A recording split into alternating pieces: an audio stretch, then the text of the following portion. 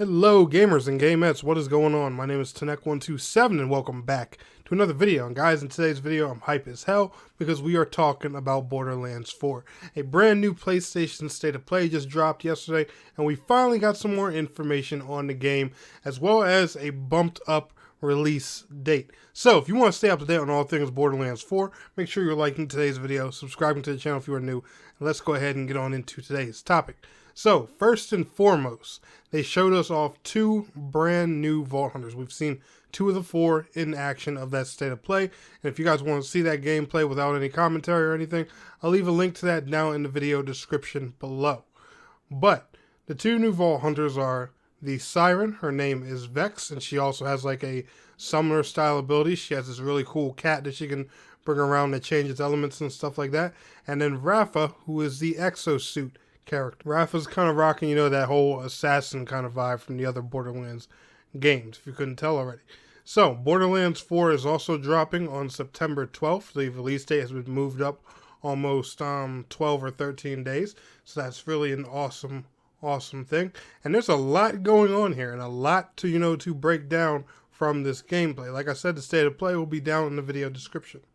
So the first and foremost cool thing about Borderlands 4 is the story is taking place exactly from where Borderlands 3 left off, except you're on a whole brand new planet called Kairos, and your heroes are here dealing with the aftermath of the moon and Lilith and everything from the previous game. So all of that is now affecting the planet Kairos, and a lot of the old characters are here on Kairos searching for Lilith. Claptrack's back too, and there's also a brand new robot called Echo that helps you, traverse the terrain, scan the environments, look for objectives and items and stuff like that. I thought that was a pretty cool bonus feature.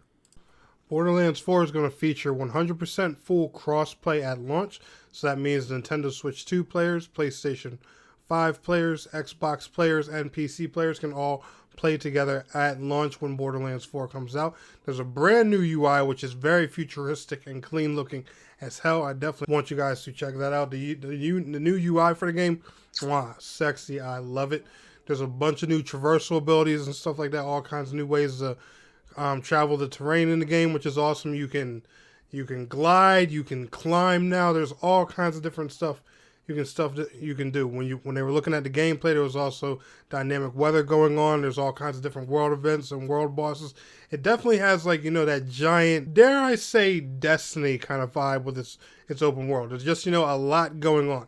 Well, the better days of Destiny. Should I say that the world's looking just like always busy. There's always something happening. And speaking of awesome stuff going on in the world, there's also a new activity called Hidden Vaults. What these are basically, just mini high-level dungeons with, high-end loot in them and stuff like that. One thing they've also done is they've been listening to the community a lot and making the legendary weapons a lot more rare. So, legendaries are actually going to feel special in this game. They're not going to drop, as frequently as they did in Borderlands 3.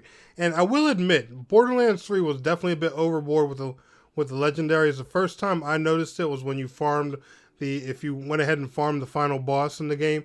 Getting legendary drops from each of the twins was pretty easy. So I'm glad that they're making an improvement on that, and legendaries are going to be more meaningful. Speaking of legendary weapons, one thing they've also done is they've taken the guns and they've taken your skills in this game and they've put like a brand new take on them. So there's a few new gun brands in the game that offer different ways to kill your enemies, customize weapons and stuff like that.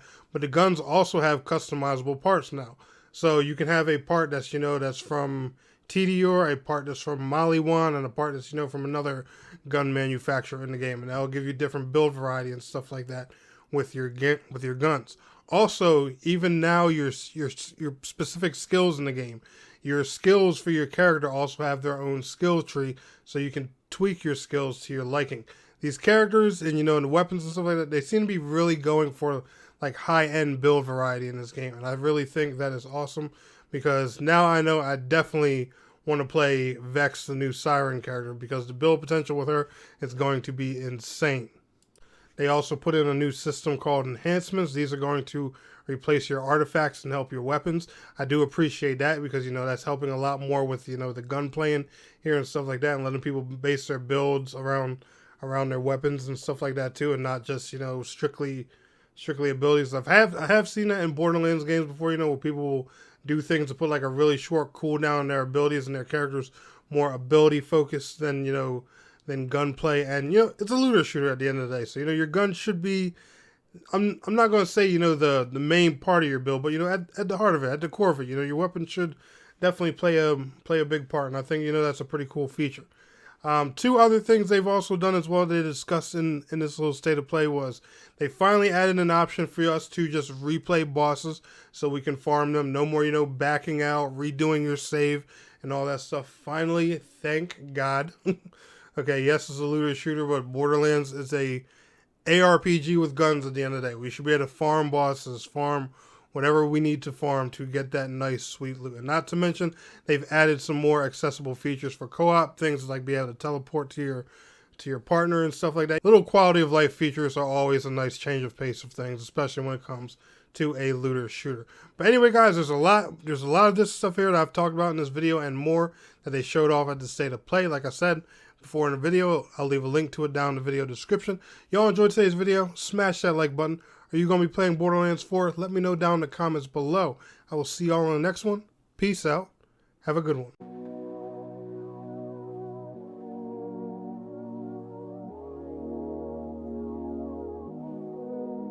I know it's been a while, haven't talked since July. You've been on my mind, don't hang up. I know it's been some time since I called you mine. You've been on my mind, don't hang up. Maybe I'm a little bit jealous.